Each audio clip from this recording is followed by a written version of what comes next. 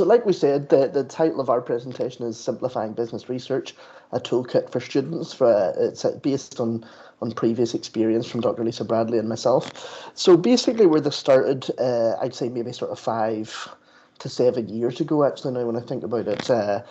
I was asked to take over teaching research methods to the business students. I'm sure other people on the call have wonderful and varied experiences of teaching research methods, but for our business students, it was never very popular. It's one of those modules that they didn't seem to enjoy too much, and that they kind of resented having to take part in, and all those kind of things. And so I had sat down with Lisa at the time and said, well, how can we go about trying to make this more interesting, or how can we overcome these problems? So some of the common problems that we encountered from kind of the first year whenever we did it, I do have some animations for these slides, but they don't tend to translate too well to Teams, but bear with me. Some of the common student complaints we've had, I've never done anything like this before. I don't know where to start. Is it basically like an essay? And then quite simply, I can't do it, So I'm sure that we've all had those kind of experiences in the past with students whenever we're trying to teach them something new or trying to teach them something that they don't necessarily engage with in the same way. And therefore, once we had this, I think it was we had delivered the module once or twice. It was one that had obviously been on the course for several years at this point through validation. And myself and Lisa had taught the course once or twice. And we said, well, what can we do about this to try and make this better for the students? And I think fundamentally it was about trying to understand the problem that they were encountering in the first place. So the problem fundamentally is a fear of the unknown. Most of our students had never completed a formal research project before. It's worth bearing in mind at this point as well that most of our students on this course would have come from a widening participation background. That many of them were first in family to come to university. Many of them had come through clearing, through UCAS, so didn't necessarily have the grades to get into university and so on. And so this kind of population of students would have been more skewed towards that, never having done that kind of research project before, never mind kind of the experience of students in general. Furthermore, the uniqueness of the research task makes it difficult for the students to conceptualise. And where they can't conceptualise a problem, they can't think of a solution or suitable approach. Most of the way through their degree, our students have been, they've been learning how to do things like literature reviews, they've been doing presentations, they've been doing some kind of case studies and a little bit of action projects with live companies in the community and so on. But they haven't really been tasked with this kind of research in kind of a formal sense. And that's where the problem arises, because they look back over their previous 2 years or 3 years of study and say, well, I've not done anything like this before, so how do I go about it? How do I approach this? And we've said the answer, therefore, is to equip students to approach the problem in a way that feels familiar to them, despite having never completed a similar task before. And I mean, at this point, I should say that our presentation deals much more with kind of the conceptual and the kind of the philosophy behind teaching the students. It may be slightly disappointing compared to the fantastic technologically based presentations we've had so far with the eye tracking software and everything. But we said, how can we go about breaking this down and making it more accessible for the students? And that's whenever we got thinking to kind of teaching through metaphor and through analogy. I don't know if any of you would be familiar. I remember there was a movie came out whenever I was very young. I was only 11 or 12 when it came out.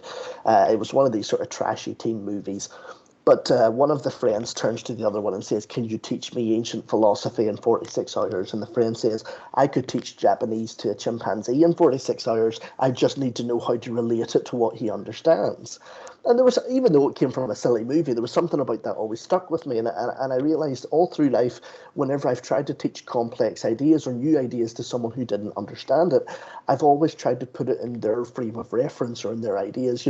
I would go on to realise sort of through later study and through kind of approaching this in different means, that it's very much like the theory of Loki, where the people who do very well at these memory competitions and memorizing long lists of digits and items and so on, what they do is they create this kind of mind journey where they walk down their high street, for instance, or through a house that they've memorized, and they use very vivid imagery to attach the things that are on the list to the place that they're very familiar with.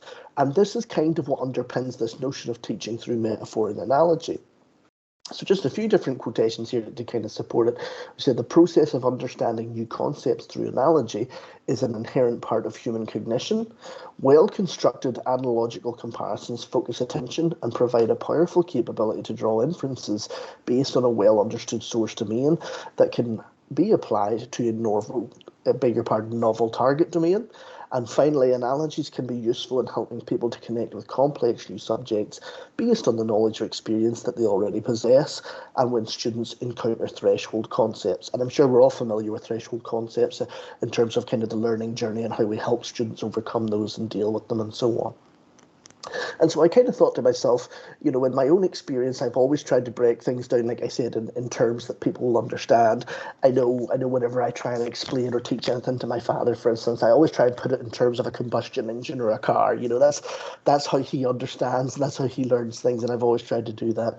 So myself and Lisa, we sat down and we says, well, how do we go about doing this? You know, how do we try and come up with a metaphor or an analogy that, one, is going to be applicable in terms of helping the students to understand the research process and helping them to conduct the research, but two, that's also generalizable across their shared experience. You know, we can't pick football, for instance, because not every student is going to be use that as a term of reference, or the same with, like I said, like cars or anything like that. So how do we come up with this topic that mirrors the research process and is equally applicable to everyone? And so we said, so why use the analogy of research as cooking, which is what we ultimately arrived on?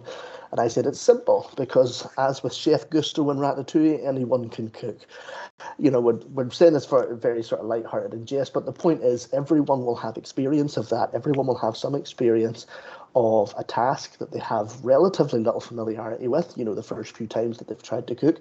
And especially as we're dealing with students, you know, we all hear the horror stories about students attempting to survive off pot noodles and so on, you know. So how have they come across these problems in the past? How have they tackled them, and how did they overcome it? And therefore, how can we map that against the research process and those problems that they're likely to encounter? So, first of all, we have to realize what are the parallels between the two in order to make sure that this kind of metaphor or analogy works. We said it's important to strip back the elements that students find most daunting and focus more on the fundamental process. So basically, whenever we were designing the module and designing the kind of the new approach to teaching it, first of all, we stripped away back on kind of the research philosophies and so on. You know, again, when we're talking about a group of students who are very sort of panicked and very worried, having them sit through a 3-hour lecture on epistemology and ontology and outlook on the world was just a surefire way to lose them as opposed to bringing them along in the process. And so we tried more to embed that through the learning as opposed to having it placed up front as we had seen sort of traditionally in other research methods courses. So how do we focus on the kind of the fundamentals of doing research then? And we've got on the left-hand side here, you'll see kind of the process of cooking. And we've said you've got to refer to the recipe to keep you on track. And so all the way through, we kept telling the students that your research proposal or your research plan, that's like your recipe. So you've got to put in there everything that you have to do so that you can go through and say, we'll say hypothetically, if you came back to do this research project again, the recipe should show you how to do it again the way that you did it the first time.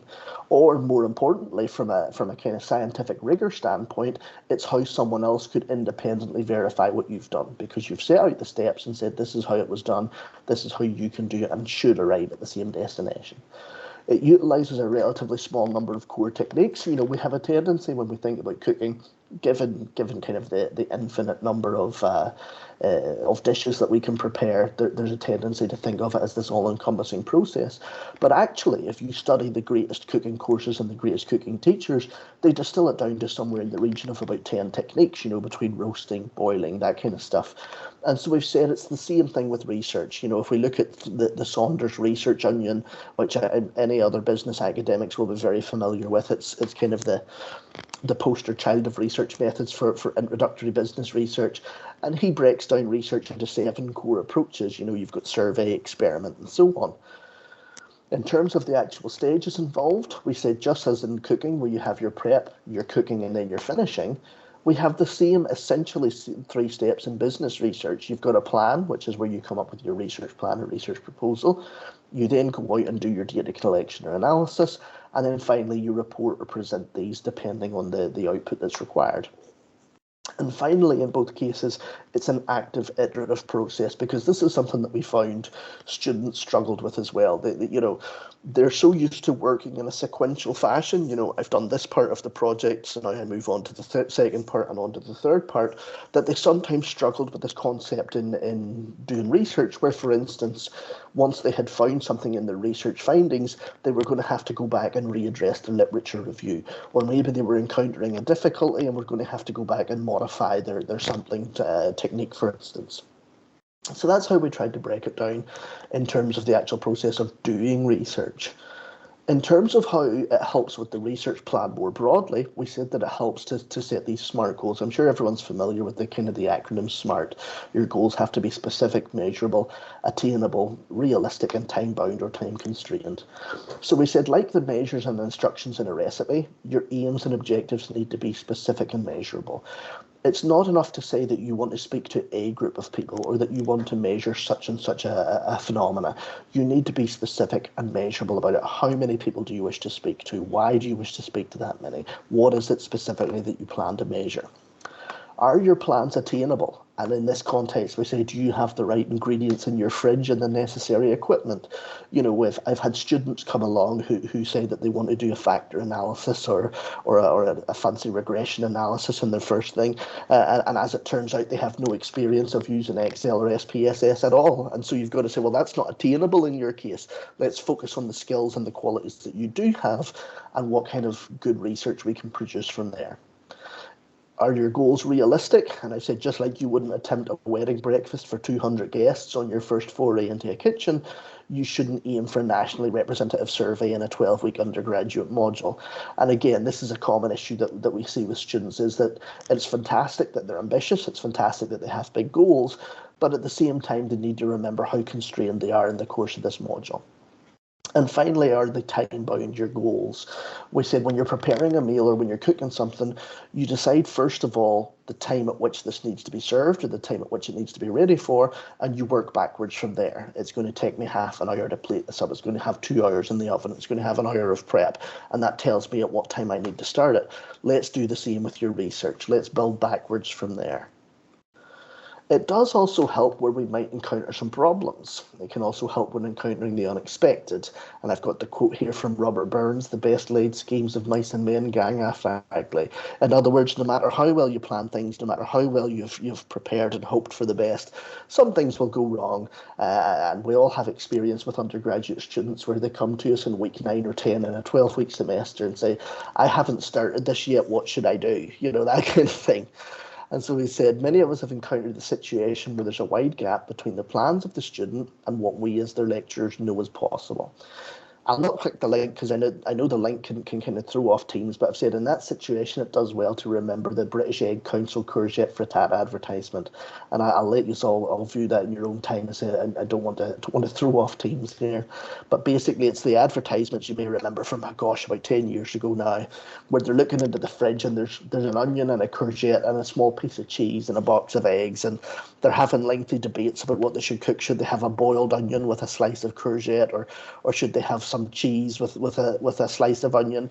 And the guy comes along and says, for goodness sake, and he brings out the eggs and he makes up a very tasty omelette for them on the spot. And I think that's very telling and very accurate, for whenever we've had to come along and help the student bridge that gap between what is possible and what they're going to do, especially when they've left it very late in the semester. In terms of some of the positive feedback we've had about this, because ultimately there's no point in introducing these new schemes or these new ideas if they don't actually work for the student or help them achieve what they were aiming for. So we had used this, or I used this in the course of a sort of professional development scheme project. So over a couple of years, I asked students for feedback on how they found the process and how they found kind of the research metaphor, as it were, in particular. We had things like, I get it now. It helps to see the comparisons between the two. It was very daunting at first, but this helps to break it down. It's not nearly as bad as I thought it was going to be. And finally, one of my favourites, well, I still can't cook, but I understand research methods now, which I suppose is really the best any of us could have hoped for. So that's it. That's the end of the presentation. The cooking as metaphor or business research as cooking. I think I saw Lisa come in midway through my presentation there. She made sure to slip in time that she didn't have to talk. But no, that's the presentation, and I'll take any questions if anyone has any.